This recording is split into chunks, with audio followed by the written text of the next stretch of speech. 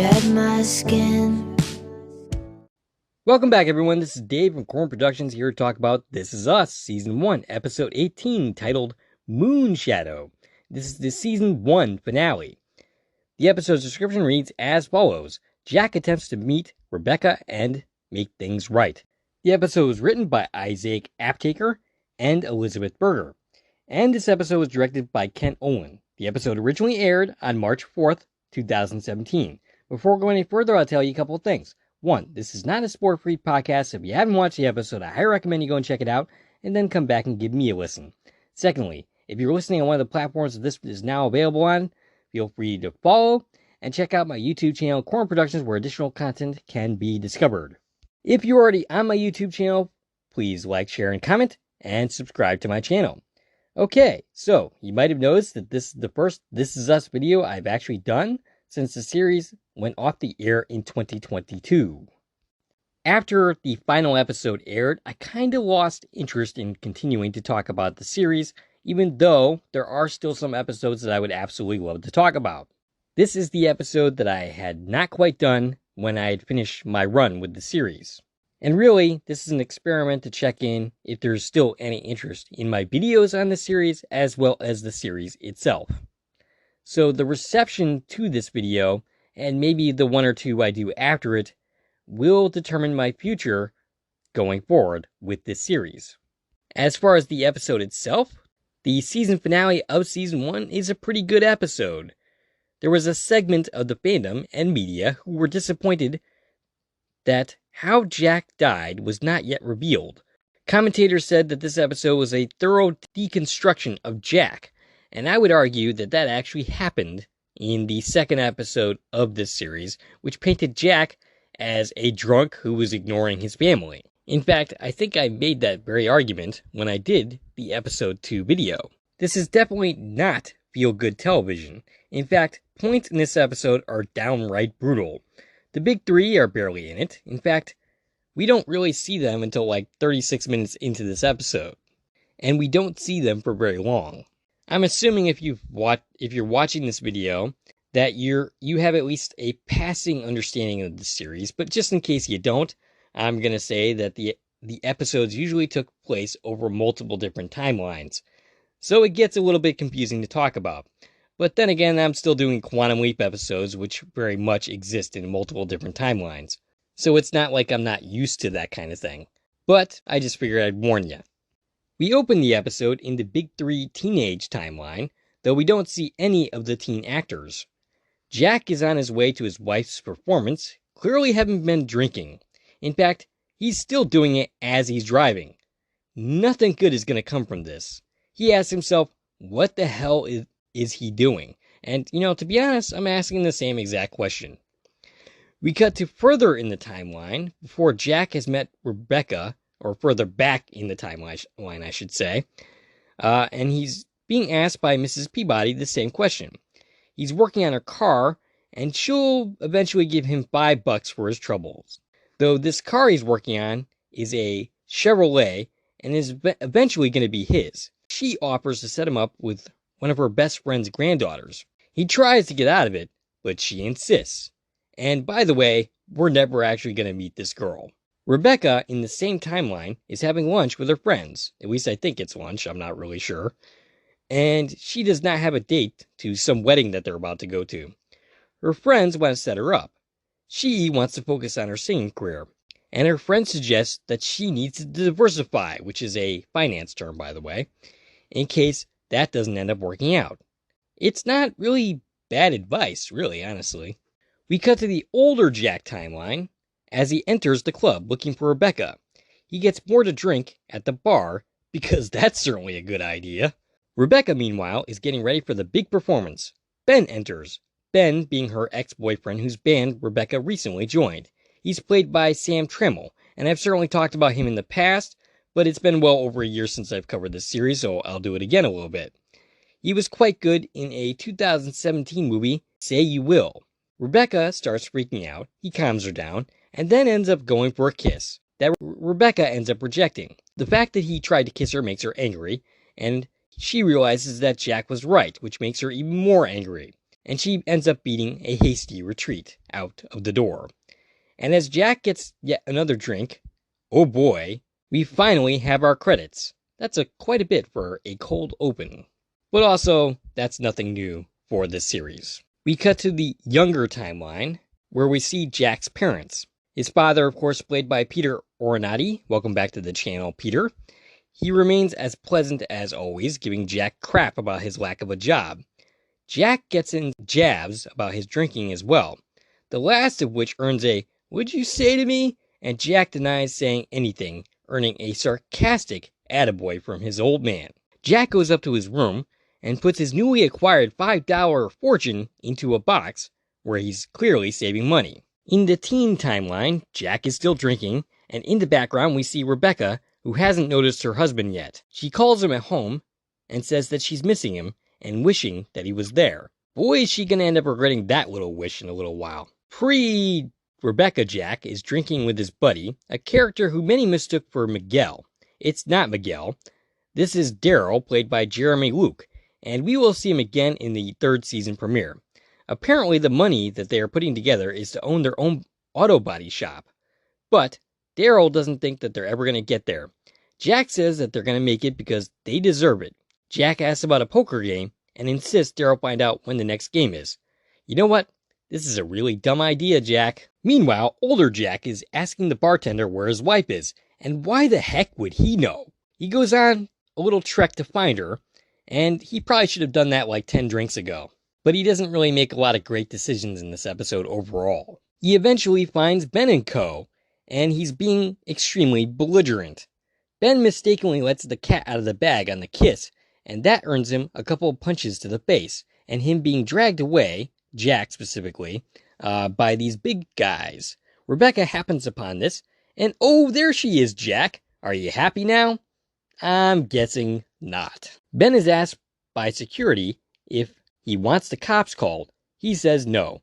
Jack is dragged out. Rebecca tells them not to let him get in the car himself, and she tells Ben that she needs to drive Jack home and that the whole touring thing is over. Younger Rebecca returns home to get a rejection letter from Elektra Records. That's a bummer. And then she calls a friend looking to be fixed up because it's time to diversify. Younger Jack pulls out the money he was saving and gets a call from Mrs. Peabody to set up that date for Friday night. They go to the poker game. Daryl wants nothing to do with this, and I agree with him, Jack. This is a really stupid idea. They play, he ends up all in, he wins, and then decides to call it a night. Oi, Jack. That was also a dumb idea. Especially when you're playing a bunch of mob types, which these guys clearly are. They leave celebrating, but they are going to get the crap beaten out of them.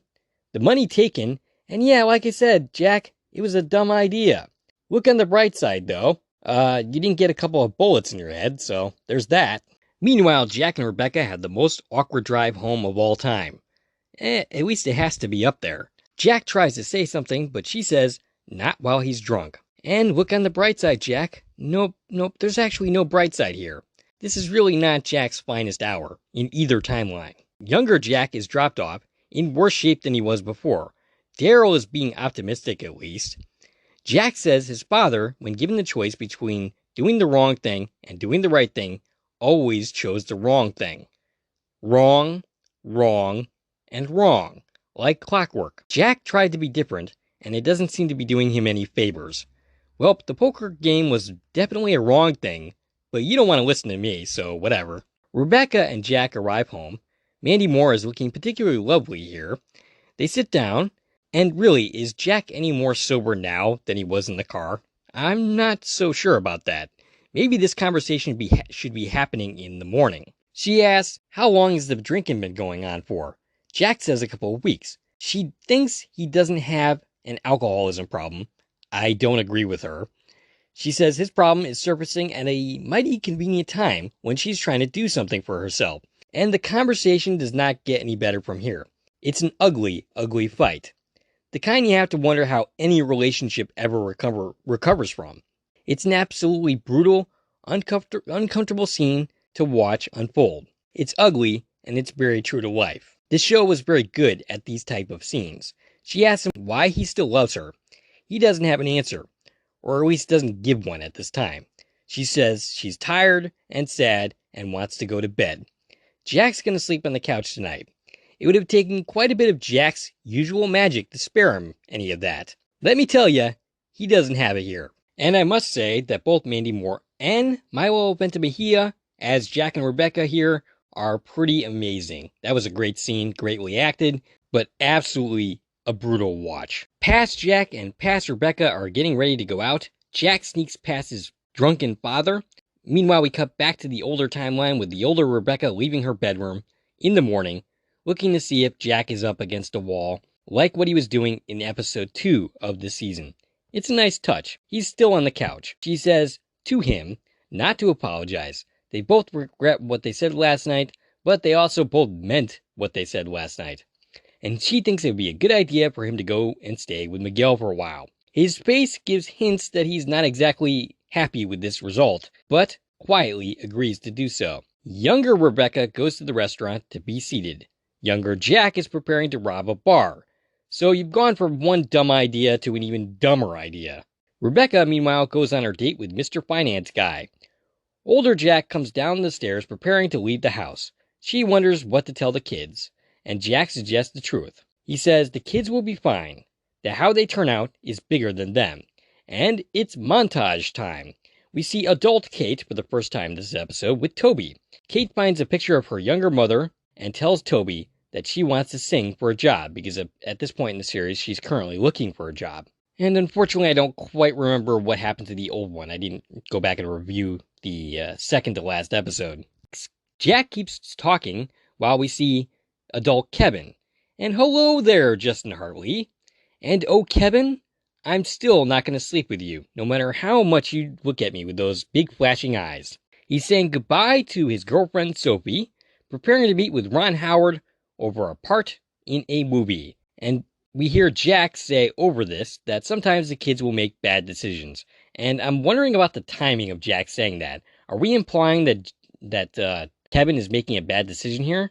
Or is the timing just coincidence? Meanwhile, we see adult Randall puts his father's picture, this being William, into an album, and he looks through it and then goes to his wife Beth and says he wants to adopt a baby. And you know, it's funny. We see each of these adult actors who play the big three for about 3 seconds, and in those 3 seconds, they all ooze charisma. This was a great cast back in the day. Jack tells Rebecca that he can't go back to what he was before he met her, and that's a good thing because that Jack was kind of a piece of shit, as this episode demonstrates. Younger Rebecca is having her date, which she randomly ends because she needs to go and sing. Jack is getting ready to execute his plan. That would be the younger Jack in the past timeline. But then he sees Rebecca sing and falls instantly, madly in love.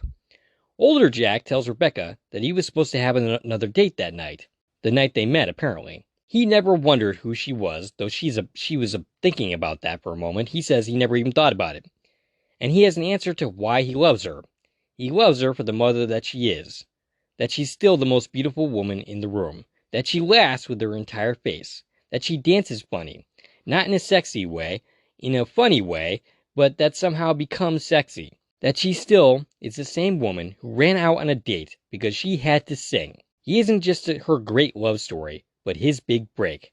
And although it doesn't look like it, it's just getting started. And we see Jack and Rebecca meeting in the past for the first time. Jack picks up his bags and leaves the house while Rebecca has tears in her eyes and plays with her necklace. And that is where the episode and the season ends. I don't think this will be the last time I watch or review this series, but how much I do so will kind of depend on the reaction to this video, as I was saying at the top. But that was a pretty outstanding season 1 finale that still gets me even though I haven't watched the series or the episode in years. If you like this video and want to support the channel, there are a number of ways to do so. You can follow me on Twitter at Core Productions. You can join one of my Corn Productions Facebook pages. You can buy something from the Corn Productions store on Zazzle. You can buy me a coffee, which is a new way to support content creators such as myself. And of course, you can like, share, and comment on this video, which by the way, if you do so, I will totally shout you out in the next video I do on the series. And of course, you can subscribe to my channel. This is Dave from Corn Productions.